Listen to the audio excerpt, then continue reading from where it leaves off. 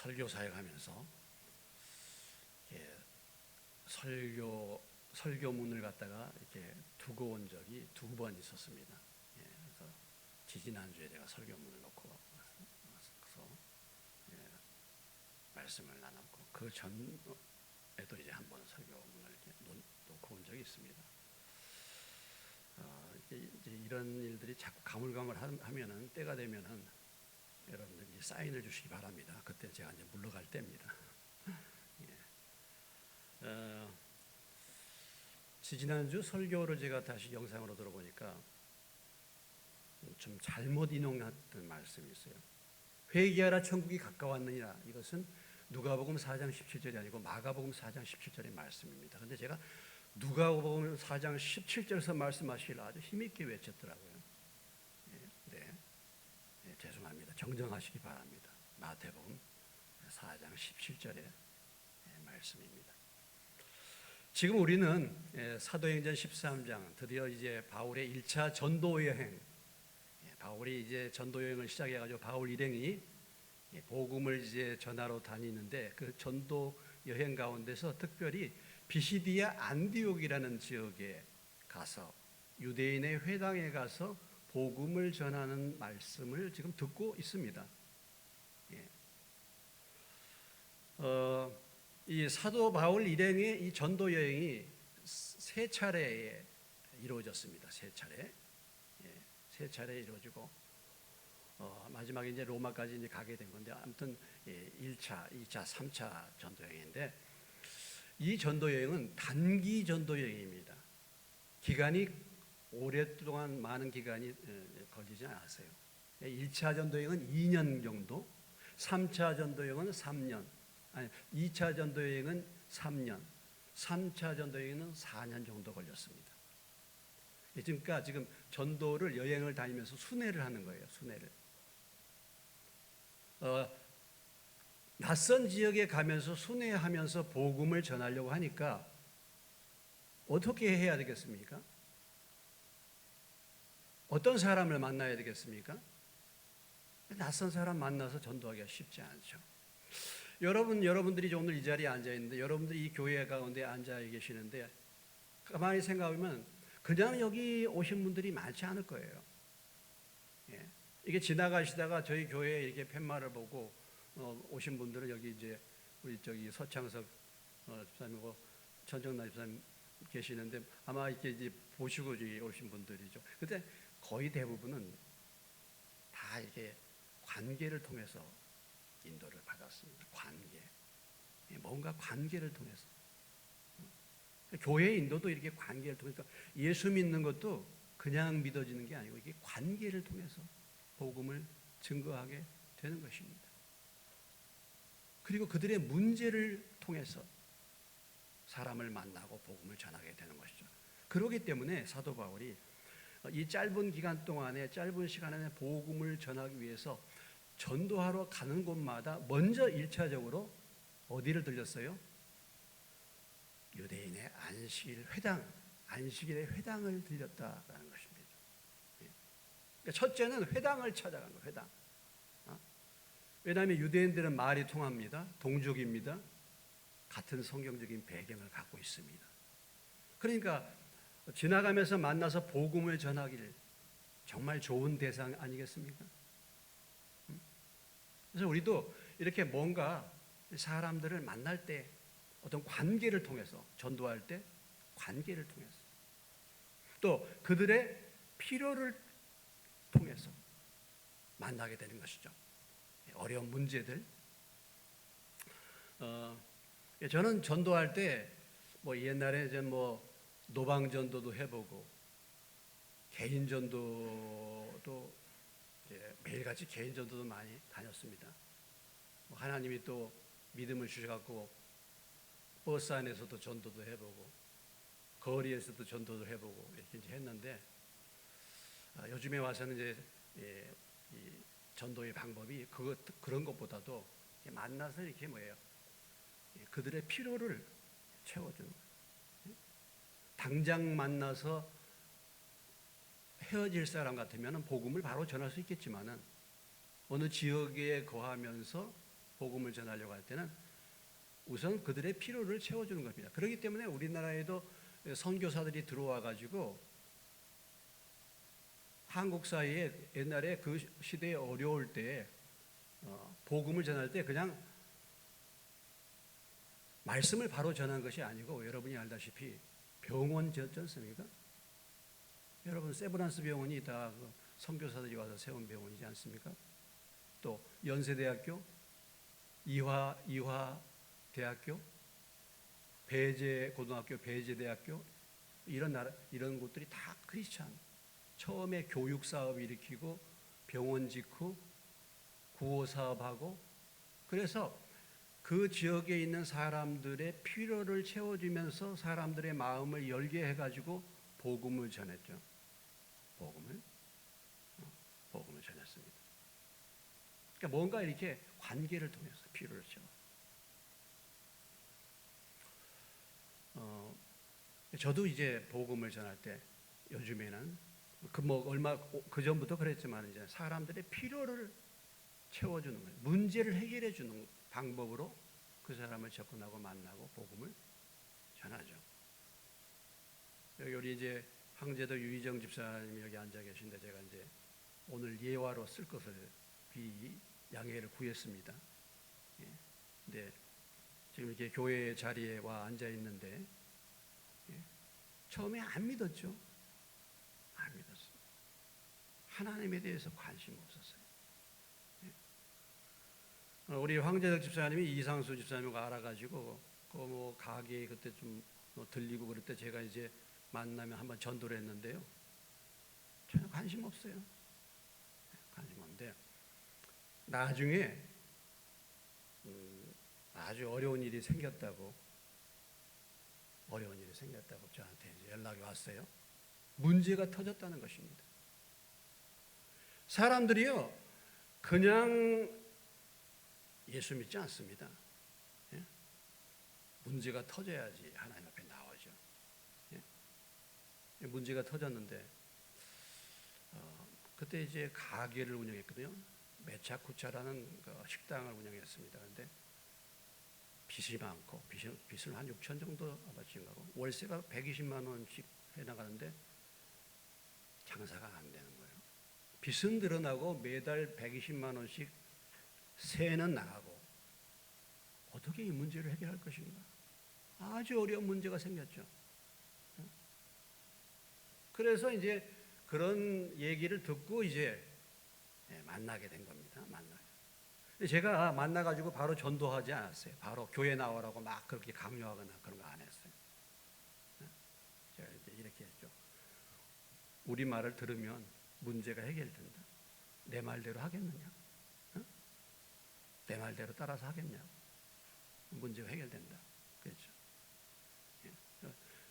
하나님을 믿으라, 뭐 어떻게 해라 이렇게 하는 것이 아니고, 말 듣고 따라오면은 문제가 해결된다고 얘기했죠. 아니 뭐 장사 안 되는데 어떻게 제가 뭐 장사 사업을 잘하는 사람입니까? 어떻게 그런 부분에 문제를 해결해 줄 수 있어요? 제가 그랬어요. 제 얘기 듣고 따라오면은 문제 해결된다고. 그러면서 이제 제가 하나씩 권면을 했죠. 기도하면서 보니까, 자, 지금 장사가 안 되고 지금 계속 이제 빚이 늘어나고 있습니다. 그럼 누가 다른 사람이 이 가게에 들어와야 되잖아요. 가게가 빨리 나가든지 가게에 들어와야 되는데. 근데 가만히 제가 기도하면서 이제 생각해 보니까, 지금 장사가 안 되는데 그 업종에 그 다른 사람이 들어오면 그 사람이 또 어려움 겪는 일이 아닌가? 이것은 하나님의 방법이 아니다. 그래서 제가 지금 이 가게를 다시 한번 최선을 다해서 잘 되도록 서비스를 더 개선해서 최선을 다해서 가게를 운영을 해라. 이렇게 해가지고 그동안에 이제 서비스도 안 했던 뭐 이렇게 초밥이나 막 이런 것까지 이제 이렇게, 그때 메차쿠처럼 우동집을 했는데, 일본식 우동집을 했는데, 이제 그걸 이제 서비스를 더 이제 플러스를 해서 막 했어요. 그랬는데 장사가 됩니까 안 됩니까? 제가 그렇게 얘기했으니까 장사가 어떻게 되겠어요? 잘 되겠어요? 안 되겠어요? 안 되는 거예요. 큰일 났네. 안 돼. 예. 아마 제가 그때 구체적으로 내가 물어보진 않았지만 아마 저를 원망 많이 했을 거예요. 아마. 예, 원망 많이 했을 거예요. 뭐, 예? 뒤에서. 예. 장사가 안 됩니다. 그래서 이제 그 다음에 아니 제가 얘기하는 대로 따라서 하면 문제 해결된다고 그랬으니까 그 장사 안 되면 그러면은 예, 하나님의 방법이 있는데 내가 알려줄 테니까 따라서 할 수 있겠느냐? 할 수 있다. 뭐 지금 뭐 따라서 하는 뭐 안 할 수도 없고 어떻게 할 수도 없는 겁니다 지금. 그러면 이렇게 해보라고. 우리는 주일날 문을 닫고 예배 하나님 앞에 예배 드리고 그렇게 하는 거니까 그렇게 해볼 수 있겠느냐고. 그러니까 장사가 안 되는데 또 주일날 문을 닫아라고 제가 얘기한 겁니다. 그리고 하나님 앞에 예배를 드리라고 말합니다. 왜? 이게 이제 하나님의 방법이기 때문에 제가 이제 그렇게 권면하는 거죠. 안 되는 장사에 주일날 문을 닫았네요. 되게 일반 장사하는 사람은 주일날, 일요일날 장사가 제일 이제 많이 팔리잖아요. 문을 닫았네요. 자, 그렇게 제 말을 따랐으니까 장사가 잘 되겠습니까? 안 되겠습니까? 예?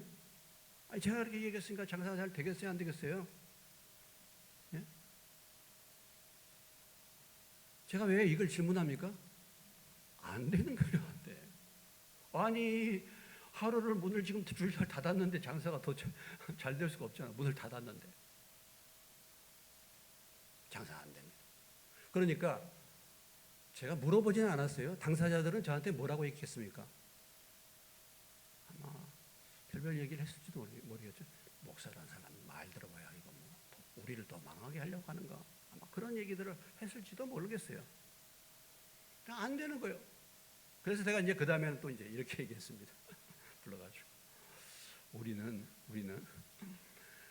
수입을 일단 얼마든지 수입을 얻으면 11조를 구분해 갖고 헌금을 드린다고. 응? 지금 물질로 어려움 겪으니까 그렇게 해보겠느냐고. 응? 그러겠어요? 이거 뭐 어쩔 수도 없잖아요. 이렇게 할 수도 없고 저렇게 할 수도 없고 지금 뭐 그러니까 그렇게 한다 그랬죠. 자, 장사가 안 되고 빚지고 있습니다. 더 안 되는데 또 11조까지 해라네. 헌금 생활 해라네. 그렇게 할 수 있겠습니까, 여러분? 어지간한 사람은 그렇게 안 하죠. 제가 이렇게 권면한다고 그렇게 안 합니다. 그런데 어찌됐든지 간에 그렇게 따라서 했어요. 자, 그렇게 한 다음에 장사가 잘 됐겠습니까? 안 됐겠습니까?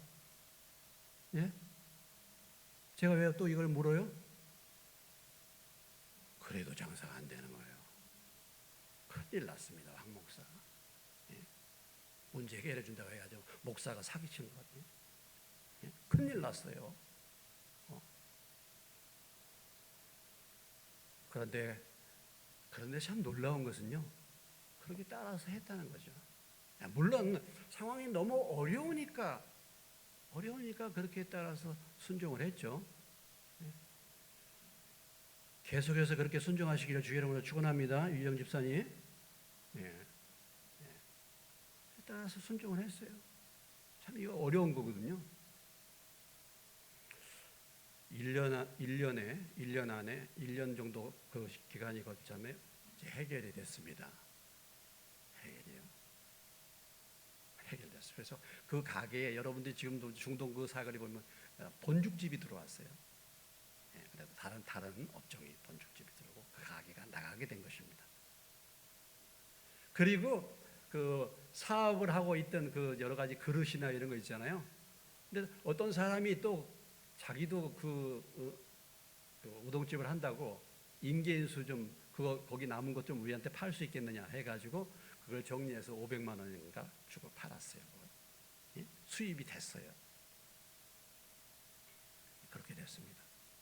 자, 여러분, 문제가 해결됐습니까? 문제가 해결이 안 됐죠. 왜냐하면 가게 문제는 해결됐어요. 근데 그 다음 문제가 뭡니까 또? 빚이 있고 가계 문제 해결됐지만 그 다음에 뭐가 있어요 또? 아니 먹고 살아야 되잖아요. 먹고 살아야 돼요. 어떻게 해 또? 그러니까 이제 가계 문제는 해결됐지만 먹고 살아야 되는데 이 문제가 해결이 안 되는 거죠.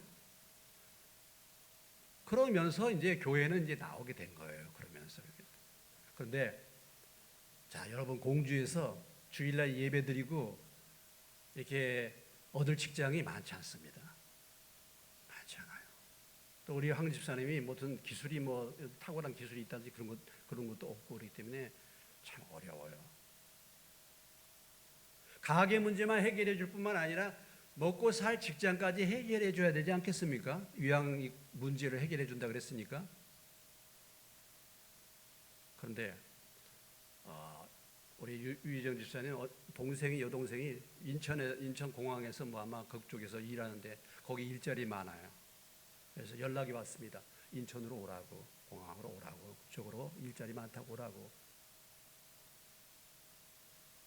아마 그때 뭐 가실 수도 있었을 거예요. 네? 여기는 일자리가 없잖아. 근데 제가 뭐라 그랬어요? 그쪽으로 가고 싶은 마음이 있었죠. 그래서 제가 뭐라 그랬습니까?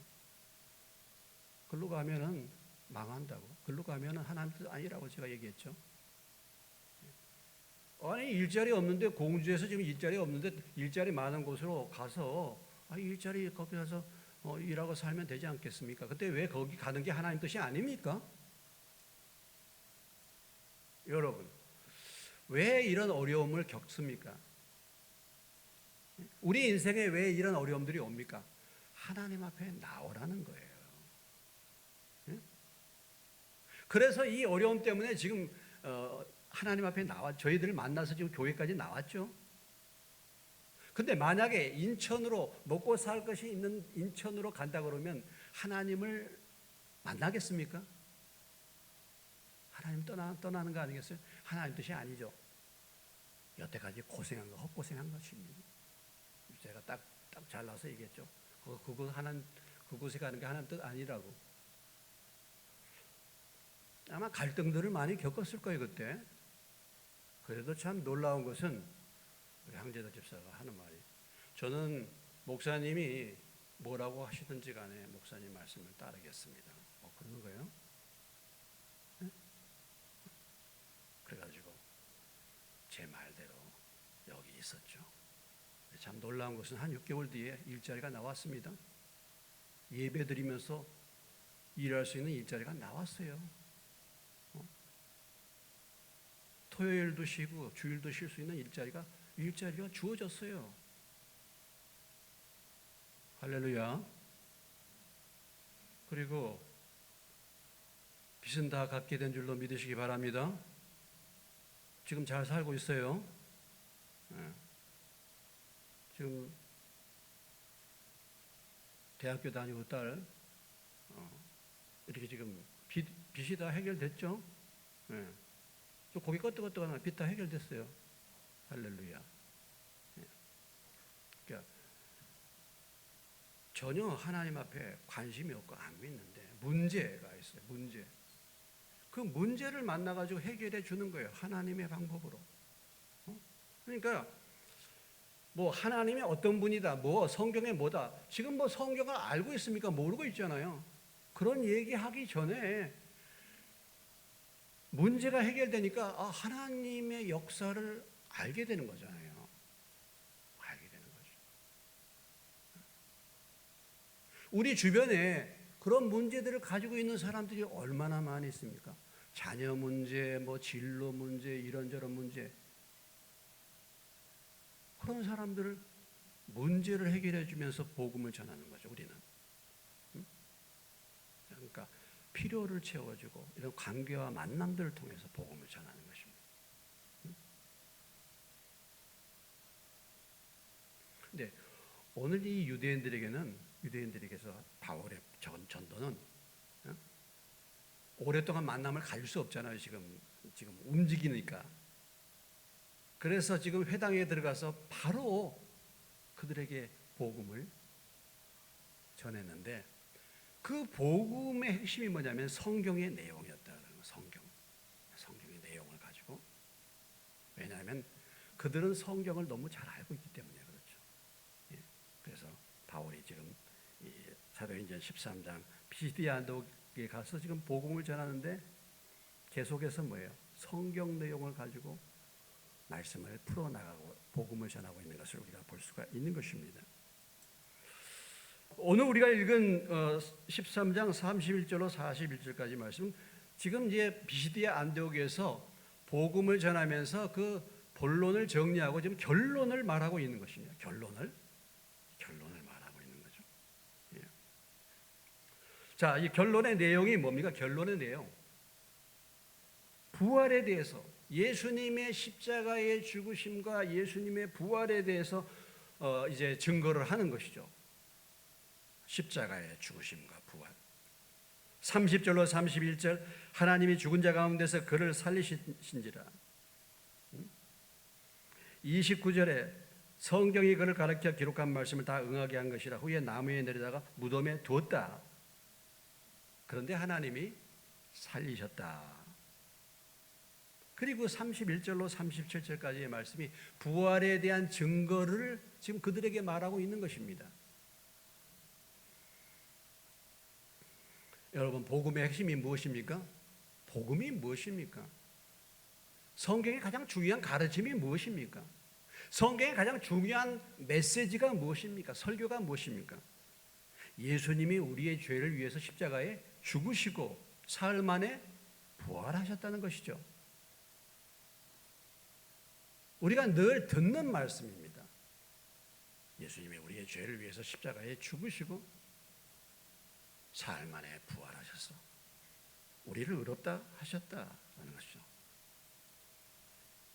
복음의 양대 산맥, 성경에서 말하는 핵심적인 설교의 양대 산맥은 십자가의 죽음과 예수님의 부활이에요. 이것이 복음의 양대 산맥입니다. 복음의 핵심이죠. 십자가는 하나님의 거룩하심, 하나님의 의를 나타내시는 것이고, 부활은 하나님의 크신 사랑을 증거해 주시는 말씀이라고 볼 수가 있습니다. 로마서 4장 25절의 말씀, 복음을 한마디로 딱 정리해 둔 말씀입니다. 같이 한번 읽겠습니다. 예수는 우리가 범죄한 것 때문에 내줌이 되고 또한 우리를 의롭다 하시기 위하여 살아나셨느니라. 예수님 우리 죄 때문에 죽으시고 예수님이 우리를 죄 없다, 의롭다 하시기 위해서 살아나셨다. 이것이 복음의 핵심이죠. 바울이 지금 유대인들에게 이 복음을 이제 전하는데, 예수님의 부활에 대해서, 그 부활의 증거에 대해서 지금 말하고 있습니다. 부활의 증거에 대해서. 그것이 31절로 37절까지 나오고 있는데요. 31절로 32절 말씀에 보시면은, 갈릴리로부터 예루살렘에 함께 올라간 사람들에게 여러 날 보이셨으니 그들이 이제 백성 앞에서 그의 증인이라. 우리도 조상들에게 주신 약속을 너희에게 전파하노니. 지금 부활을 증거하는데 지금 바울이 간단하게 말합니다. 부활의 증인들이 있다 이거죠. 부활의 목격자가 있다라는 것입니다. 그 목격자가 한두 사람이 아니에요. 왜냐하면 이스라엘의 성경에는, 구약의 율법에는 어떤 일들이 증거가 되려면 두세 사람 이상의 증인이 필요했습니다. 그렇기 때문에 부활을 목격한 사람들이 있다, 이것을 지금 바울이 말하는 거예요. 그래서 갈릴리로부터 예루살렘에 함께 올라간 사람들, 예수님의 제자들이죠.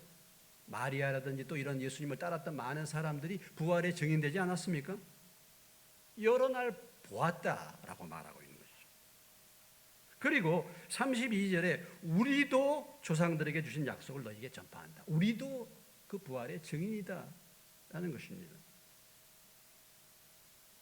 고린도전서 15장 4절로 8절의 말씀 보면은 바울이 이렇게 말하고 있죠. 부활에 대해서 말씀하면서 장사 지낸 바 되셨다가 성경대로 사흘 만에 다시 살아나사, 자, 게바에게 보이시고 후에 12제자에게 와 그 후에 500의 형제에게 일시에 보이셨다. 7절에 그 후에 야고보에게 보이셨으며 그 후에 모든 사도에게 와 맨 나중에 만삭되지 못하여 난 자같은 내게도 보이셨다. 그러니까 예수님의 부활을 본 많은 증인들이 있다. 이것을 지금 부활을 증거하면서 그 안식일 회당에 앉아 있는 유대인들에게 말하고 있는 것입니다. 첫째는 목격자들이 있다. 두 번째는 무엇입니까? 두 번째는 33절로 37절에 말하고 있는 것은 뭐냐면 성경에서 이미 예수님의 부활에 대해서 예언하셨다. 그 성경이 이루어진 것이다. 성경이 증거다. 이것을 지금 이제 말해주고 있는 거예요. 그래서 부활에 대한 성경의 약속들을 지금 바울이 말하고 있는 것이죠. 시편 2편 7절에 너는 내 아들이라 오늘 너를 낳았다. 이분이 바로 메시아다. 시편 2편 7절에 약속한 그분이 바로 이 예수님이시다. 그리고 이사야서 55장 3절에 예수님이 우리 위해서 죽은 자 가운데서 다시 일으키사 썩음을 당치 않을 것. 또 시편 16편 10절에 다윗의 고백, 다윗이 고백했던 것, 다윗이 인용한 말씀, 그 말씀에 썩음을 당치 않는다 그러는데 다윗은 이미 알다시피 오래전에 죽어서 이미 무덤이 있고 다 썩었는데 이 썩지 아니하는 이 말씀이 바로 장차 오실 메시아에 대한 예언이라는 것을 바울이 지금 설명해 주고 있는 것입니다.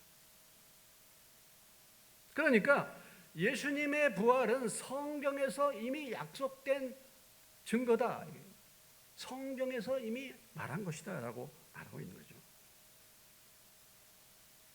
고린도전서 15장 3절로 4절에 이렇게 말합니다. 고린도전서 15장 3절로 4절 내가 받은 것을 먼저 너에게 전하였느니 이는 성경대로 그리스도께서 우리 죄를 위하여 죽으시고 장사 지낸 바 되셨다가 성경대로 예수님의 부활은 갑자기 만들어낸 것이 아니에요. 이미 성경에 예언한 것, 성경대로 한 것입니다. 여러분이 지금 읽고 있는 성경 있잖아요. 그 성경에서 이미 예수님의 부활에 대해서 얘기했다는 거죠. 그것이 그 약속이 이루어졌다는 것입니다. 그러니까 예수님의 부활은 우연이 아니고 이것은 오래전부터 선지자를 통해 예언했던 하나님의 말씀의 성취고 이것은 역사적인 사실이다 이런 말이에요. 바로 그분이 이렇게 성경에 약속된 메시아, 이것이 바울의 설교의 초점입니다. 복음의 초점이죠.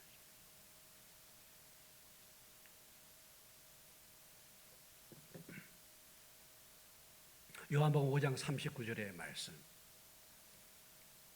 너희가 성경에서 영생을 얻는 줄 생각하고 성경을 연구하거냐. 이 성경이 곧 누구에 대하여? 곧 내게 대하여 증언하는 것이니라. 성경은 누구에 대해서 말씀하고 있습니까? 누구에 대해서? 예수님에 대해서. 이 성경이라는 것은 구약을 말하는 것이죠. 여러분, 구약이 누구에 대해서 말하고 있는 거예요? 예수님에 대해서 말하고 있는 것입니다. 여러분이 구약을 읽을 때 거기에서 예수님을 발견할 수 있어야 돼요. 유월절 어린 양을 보면서 거기서 예수님을 발견할 수 있어야 돼요. 구약의 많은 제사 제도를 통해서 예수님을 거기서 발견할 수 있어야 됩니다.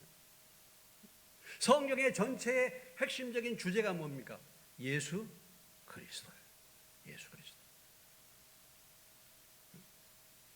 성경은 예수 그리스도에 대해서 말씀하고 있어요. 성경은 예수님이 십자가에 죽으시고 부활하실 것을 말씀하고 있는 것입니다. 이것이 성경의 증거입니다. 라고 말하는 거예요.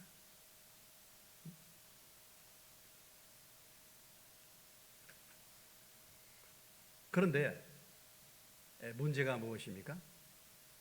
이제 결론을 맺고 있죠. 결론. 38절로 39절. 그러므로 형제들아 너희가 알 것은 이 사람이 힘입어 제사함을 너희에게 전하는 이것이며 또 모세의 율법으로 너희가 의롭다 하심을 얻지 못하던 모든 일에도 이 사람을 힘입어 믿는 자마다 의롭다 하심을 얻는 이것이라. 이 예수님을 통해서 우리가 의롭다함을 받는다. 여러분, 의롭다함을 받는다는 말씀이 어떤 의미입니까? 이것은 사람의 기준에서 말하는 것이 아니죠. 내가 볼 때 내가 의롭고 내가 볼 때 내가 괜찮은 사람이다. 도덕적으로 볼 때 괜찮다. 이게 아니고 이것은 하나님이 선포하시는, 하나님이 정의하시는 내용입니다. 인간적인 정의나 인간적인 도덕이 아니라 하나님 앞에서의 하나님과의 관계를 말하는 것이죠.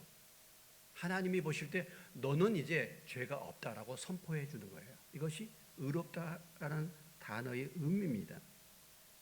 너는 나와 올바른 관계를 맺었다라고 말해 주는 거예요, 하나님이. 그렇기 때문에 너는 이제는 내 앞에 자유롭게 올 수 있는 자가 되었다라고 말하는 것입니다. 우리가 어떻게 하나님 앞에 의롭다함을 받고 하나님과 더불어 나아가서 하나님과 자유롭게 만날 수 있습니까? 누구를 통해서? 예수를 통해서. 이 사람을 힘입어서. 복음이라는 것은 죄 많은 죄인이 어떻게 거룩하신 하나님 앞에 나갈 수 있는가, 이 문제를 해결해 주시는 것이 복음입니다. 하나님은 거룩하신 분이에요. 하나님은 죄를 용납하지 않는 분이십니다. 죄를 가지고는 하나님 앞에 나갈 수 없습니다. 죄 많은 인간이 어떻게 거룩하신 하나님 앞에 나갈 수 있습니까? 바로 이것이 복음이에요. 그 문제를 해결해 주는 것이 복음입니다. 예수님의 십자가의 죽음과 부활을 통해서 우리가 하나님 앞에 나갈 수 있다는 것이죠. 그런데 많은 유대인들의 문제가 무엇이었습니까? 많은 유대인들은 지금 계속해서 안식일마다 하나님의 말씀 율법을 외우면서 그들이 생각하기는 그들이 율법을 통해서 의롭다함을 받을 수 있다라고 생각했다는 것입니다. 그들의 착각, 그들의 문제는 모세 율법으로 너희가 의롭다 하심을 얻지 못하던 모든 일에 모세 율법을 통해서 그들은 하나님 앞에 나갈 수 있다라고 생각했다는 것입니다.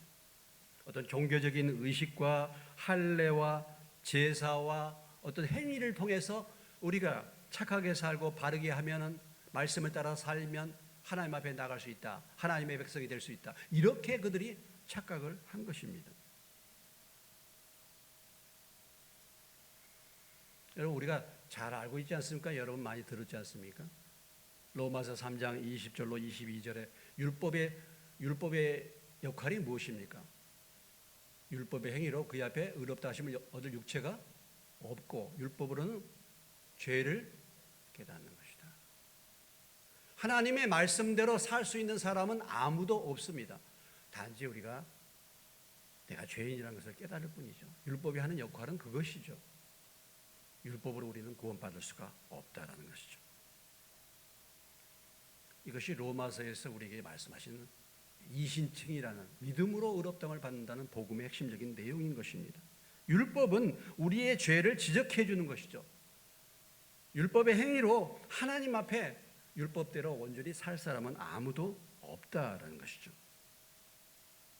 그래서 율법의 역할은 우리가 죄인임을 깨닫고 우리가 예수님 앞에 나오도록 우리를 이끌어주는 그런 가정교사 역할을 하는 것입니다. 그런데 오늘 유대인들은 성경을 날마다 듣고 성경을 암송하고 어릴 때부터 성경과 더불어 살았지만은 이 사실을 깨닫지 못했다라는 거예요. 이 사실을. 어쩌면 오늘 저와 여러분이 교회 안에 들어와 가지고 이렇게 말씀을 듣고 예배를 드리고 또 성경을 보고 하지만은 복음이 무엇인지를 전혀 깨닫고 믿지 못할 수 있는 것처럼 유대인들이 바로 그렇게 잘못된 편견과 그들의 의와 그들의 교만으로 인해서 예수님을 믿지 못하고 복음을 알지 못했다라는 것입니다.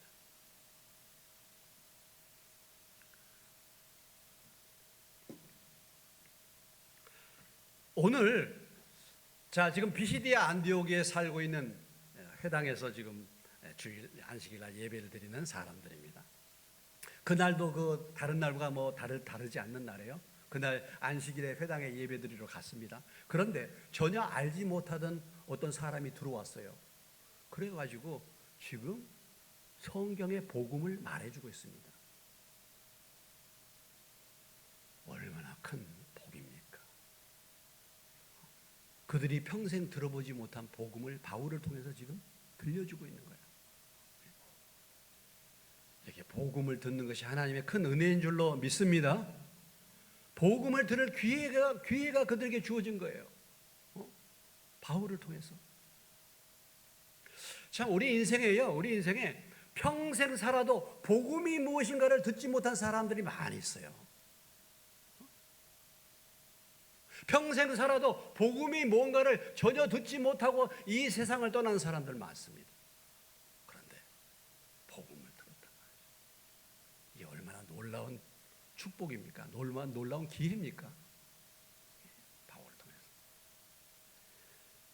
예수를 힘입어. 율법으로 구원받는 게 아니야. 율법으로 의롭다함을 받는 게 아니고 율법으로 하나님 자녀가 되는 것이 아니고 율법으로 제사함 받는 게 아니야. 예수 그리스도를 통해서. 예수님이 왜 십자가에 죽으셨는가? 예수님의 부활을 통해서 우리가 하나님의 자녀가 되고 의롭다함을 받는다. 이 메시지를 듣게 된 것입니다.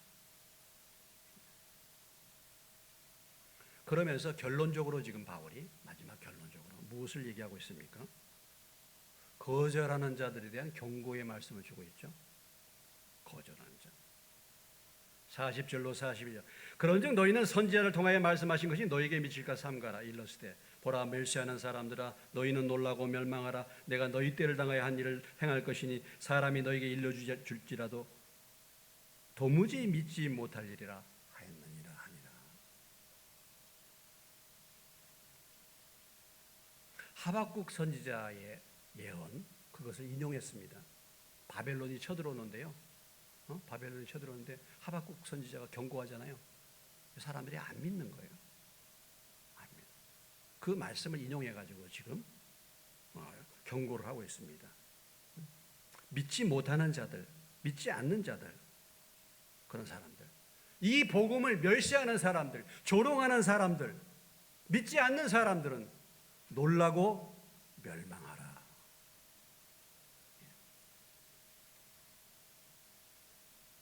이것을 결론적으로 말해주고 있죠. 결론적으로. 여러분, 참 주님은 모든 죄를 다 용서하셨습니다. 모든 죄를 다. 그런데 딱 한 가지 용서 못할 죄가 있습니다. 뭡니까? 믿지 않는 죄예요. 요한복음 16장 9절 보면 죄에 대하여 하면 그들이 나를 믿지 아니하며. 모든 죄는 다 용서를 받을 수 있어요. 그런데 믿지 않으면 어떻습니까? 용서받지 못하는 거예요. 믿지 않으면.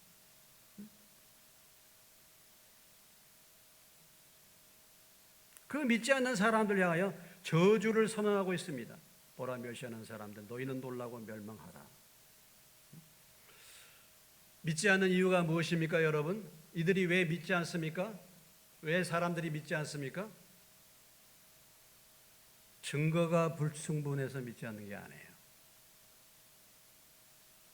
예수님이 십자가에서 죽으시고 예수님이 부활하셨다는 이 사실은 그 어떤 역사적인 사실보다 증거가 많습니다. 임진왜란 때 이순신 장군이 바다에서 공을 세운 거, 전투하여서 승리한 거 우리가 다 잘 알고 있지 않습니까? 예수님이 십자가에 죽으시고 예수님이 부활하셨다는 사실은 그런 역사적 사실과는 비교도 할 수 없을 만큼 많은 증거를 가지고 있습니다. 그런데 사람들이 증거가 없어서 믿지 않는 게 아니에요. 안 믿는다 이 말이죠. 믿을 마음이 없는 것입니다.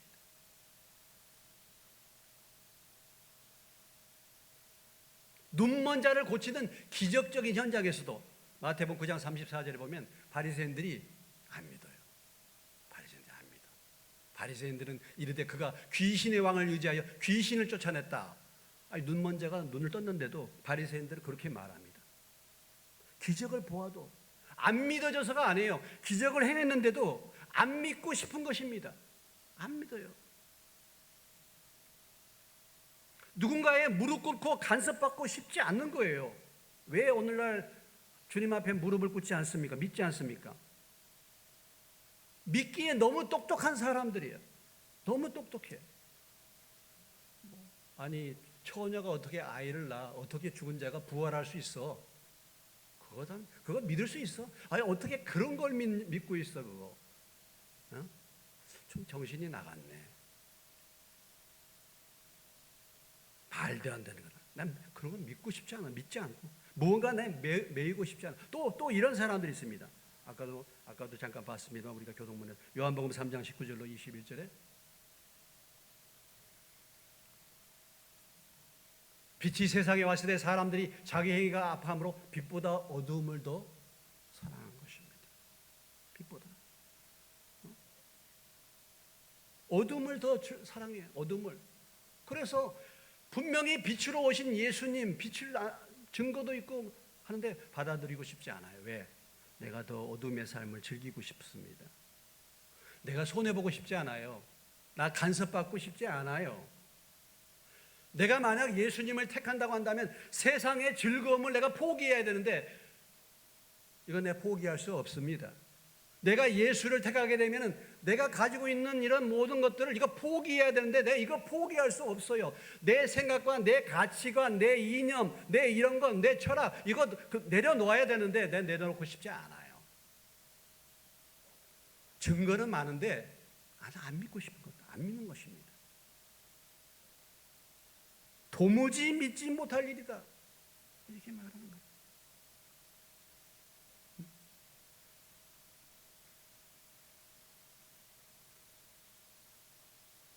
오늘 여러분 어떻습니까? 여러분 정말 믿으셨습니까? 예수 그리스도를 구주와 주님으로 믿으셨습니까? 믿으셨으면 아멘 하시기 바랍니다. 예수님이 우리 죄를 위해서 십자가에 죽으시고 사흘 만에 부활하신 사실을 믿습니까? 예수님이 나의 구주와 주님이 되신 줄로 믿습니까? 정말 믿으셨습니까? 말로만 믿으셨습니까? 믿음은 결심이고 믿음은 결단이에요. 무수한 증거가 있어요. 마지막 바울이 설교를 끝내면서 이 도전을 그들에게 주고 있습니다. 이 도전. 보라, 멸시하는 사람들아, 너희는 놀라고 멸망하라. 멸망하라. 믿지 않는 자는 심판에 들어가고 영원한 형벌, 지옥 형벌이 있고 믿는 자에게는 영생이 있는 줄로 믿습니다.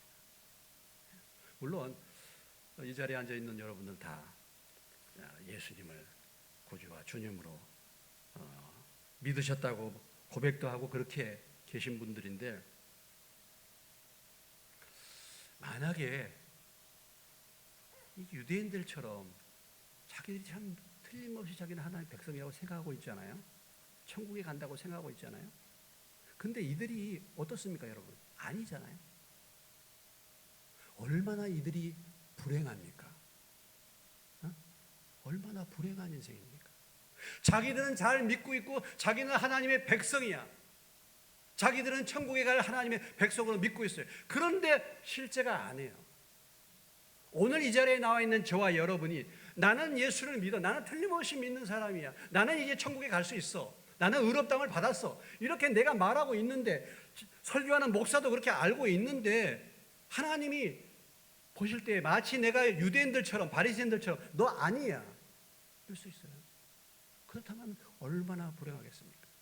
오늘 제가 이렇게 설교를 하면서도 또 장로님이 기도도 하시면서도 아닐 수 있어요. 또 그 사람이 아닐 수 있습니다. 그렇다 한다면 인생이 얼마나 불쌍한 인생이 되겠습니까? 교회 여태까지 신앙생활 했는데 20년 하고 10년 하고 신앙생활 한 것이 다 헛것 아니겠습니까? 정말 믿으셨습니까, 여러분? 내 마음에 다시 한번 생각해 보시기 바랍니다. 회개하고 돌이켜서 예수 그리스도를 구주와 주님으로 믿으시기를 주의 이름으로 축원합니다.